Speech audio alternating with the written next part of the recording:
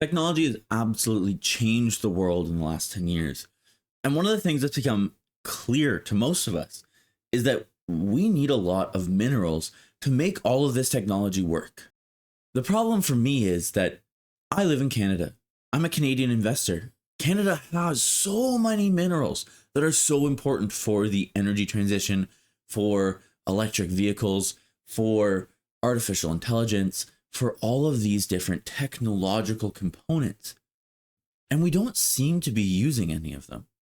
It seems like our mining companies are failing while other mining companies around the world are doing amazing work.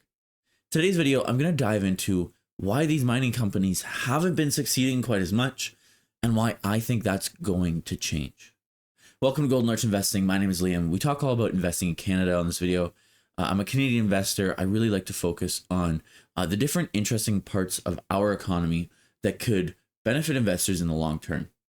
If that sounds interesting to you, please like the video, subscribe to the channel, and leave me your feedback down below. So when I'm doing a video like this, where I'm projecting on the future of Canada's economy in some way, I feel like often it gets pretty political because we're talking about decisions that have been made and the way they're impacting Canadians. I do want to point out, this is not a politics channel, so I'm not going to make an argument for what's the best course of action in general, but instead I'm going to talk about what would be the best course of action for our economy, for investors. And I'm going to talk about what exactly has happened that has been good and bad for the economy and for investors over the last little while. So let's talk about what's been holding the Canadian mining industry down. Let's talk about why these guys haven't grown as fast as their peers in other countries. And as I'm researching this, I found that the number one problem is investment. There simply isn't as much money, or even a relative amount of money in proportion to other countries coming into our mining sector. We simply don't have the same kind of robust interest from our financial institutions, from our large investors, from even large companies in mining in Canada. And I'm not exactly certain why that is. I've looked into some of the elements here, and it seems like most of the reasons that are holding these investors back are artificial. From a just very, very bird's eye surface level perspective, there's a lot of really, really lucrative options out there. There's so many companies that have amazing deposits that they've been able to prove that would generate great returns if somebody was going to mine them, but these companies haven't. And that's been because of policy, and it's been because of a lack of support from Canada's governments. Now, just to outline, again, I'm not trying to be super political here, but investment into this industry hasn't gone up meaningfully since 2014, 10 full years ago. And so as we dive into some of these policy pieces, just again, try to remember, I'm not saying that these policies are good or bad for the country, but I'm going to point out the parts of them that have been really bad for this industry. Now, the first thing I want to point out, and something that I think is important when we talk about policy, because we're going to be talking a little bit about like why exactly it is that these policies are put in place and what the goal is. We need these minerals for the energy transition. What is the energy transition? It's the idea that we're going to move from fossil fuels or non-renewable energy to renewable energies, and we're going to have all sorts of different sources of renewable energy that power the world forever. That's the goal of the energy transition. And Canada has been a big proponent.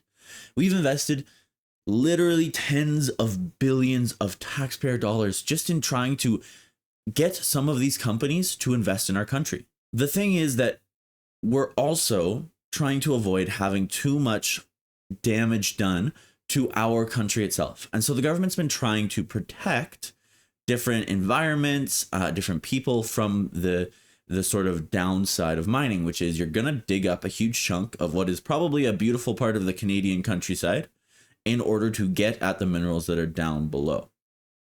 So we've got motivations here that, you know, the government doesn't want to allow mining, but we've also got the overall sort of goal of getting these minerals in order to have this energy transition eventually. The problem right now for me is the way that so many of these minerals are being produced, where they're being produced. For example, we have so many that are being produced in different parts of Africa. where people are working in incredibly dangerous situations trying to get to some of these minerals. I've seen videos. I'm sure you've seen articles. I read a couple articles while researching this video. Not positive, not a good thing for the world. We also have a huge reliance on China, who obviously has the option of saying, hey, you know how we're not friends? You don't get these minerals anymore. And it would put so many companies across the global West, so across sort of Canada, the US, Europe, all of our sort of partners and allies that are all in this together and are trying to achieve this energy transition, it would put them in a position where they don't have an option because they don't have access to these minerals. So there's incentive to allow mining. There's incentives to not allow mining from the government. And they've put these policies into place sort of to try and find the line, right? And the industry, at least, has argued that the line the government has put down now doesn't work. It simply doesn't allow for Canadian minerals to be used to support the energy transition. And the facts seem to support that argument. There haven't been any mines approved since the most recent pieces of legislation have gone through. The one piece of legislation, and I'm going to put my notes up here on the screen because I do want to get this right, a very controversial piece of legislation that's called the Impact Assessment Act. Now, again, the goal behind this is noble. The idea is this act is supposed to have like a federal framework in order to decide, hey, is this project worth the damage it's going to cause? So if you're going to tear up a big chunk of forest somewhere in the country and you know, uproot all the plants and move out all the animals and destroy that piece of scenery just to get sort of down into the mining, is it going to be worth it? The problem has been that a lot of these environmental rules are set at the provincial level in Canada, which means that they're sort of, you know, if you're an American, it's like being set at the state level, but they're different across the country and they're set by a different level of government. And now we have these two layers that are on top of each other.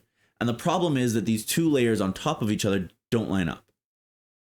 And it costs an astronomical amount of money to get through all of these regulatory loopholes for anybody trying to do a project. I mentioned earlier that the Canadian government has spent tens of billions of taxpayer dollars investing into the energy transition, investing into things like battery plants here in Canada, where we're going to be able to produce these key components needed for the world and for this future technology. Now, it's been predicted, and again, I have my notes up here, it's been predicted that we need to move something like 5 times as fast here in Canada to have the resources to meet these battery demands from just our factories, from just what we produce here at home. That means we need something like 15 mines built over the next decade. So we need to move faster. And I'm not talking we need to move a little bit faster, but just to support our own production, we need to move 5 times faster.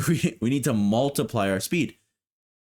Now, if every single project that's going to be built has to go through 2 loopholes, loopholes, has to go over 2 hurdles and go through regulations twice, in which I'm assuming there are no loopholes because obviously it's difficult to do that, it's going to cost them millions and millions of dollars and take a huge amount of time, which means most of these projects are already not going to happen. And we're going to be put in a position where we're importing things that have been made using child labor in parts of the world where they don't have any regulation. Now, do I support totally destroying legislation in order to do this? No, but the industry, at the very least, is arguing we can't do it twice. We can't have this regulation happen twice. Again, I've mentioned a couple of times on this channel, I live in the province of Alberta. Our government has argued against the federal government saying, hey, you're not allowed to do this. Like, that's not fair. You know, the environment's supposed to be in our jurisdiction. And agree with that or not, the Supreme Court came down and said, yeah, okay, they got a point. So obviously the industry does have a foot to stand on here and say, hey, government, this isn't okay. It's not okay that we have to go through this twice.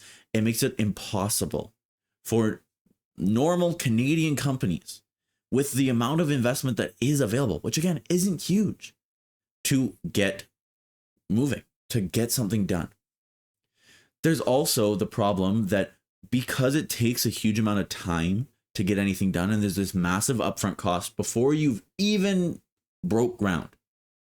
And again, a mine project, like many energy projects, is basically a bond where you put this huge upfront investment and you get returns over time. If there's no massive return there, if it's not the single best project or the number one, which is probably a gold mine, to be honest, right now, we've talked about this recently, why would these few investment dollars go to it? If you're trying to mine cobalt or nickel or copper or whatever here in Canada, and you're only getting like a moderate return, of which there are thousands of sites across the country that could be mined. Well, if all of a sudden you have a tens, hundreds of $1 million hit up front just going through regulations, you're not going to do it.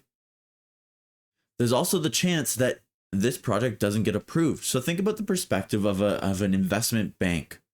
Why would you be investing in these projects? Why would you put your money into these things? Now, I mentioned at the top of this video that I'm going to talk about why I think this is changing. And I think most Canadians at least understand where I'm going with this. But if you're not a Canadian, if you're interested in Canada's economy, but you don't live here and maybe you don't see the news cycle, there's a lot of political instability coming in this country. And there has been a huge amount recently. And it looks like there's going to be a new government sometime next year that does not have the same sort of interest in keeping the regulations this previous government's put on. Now, again, that doesn't mean they're going to walk in there and cut every environmental protection and we're going to just raise huge chunks of Canada's landscape. But it probably means that there's going to be a reduction in these environmental policies, and that probably from the rhetoric that's been out there, again, I'm speculating here, probably it's going to be sort of pushed to the provincial level. The federal government's going to sort of wipe their hands of it and say, if you have a problem with it, go to the province, which at least means there's one layer of regulations for these companies to go through, and is likely to spur a level of investment we haven't seen in this industry, again, since like 2014. It's probably going to show in big mining companies like Ginkgo we talked about recently, getting bigger investments. It could lead to junior miner companies, these guys that do this exploration, actually being able to sell projects that they've done that aren't, literal gold mines. There's a lot that could potentially happen. At the end of the day, regardless of if you agree with the current policy, if you disagree with it, if you agree with the sort of opposition parties' policies, or you disagree with those, Canadian mining is going to be more important in the next 5 years than it was in the last 5.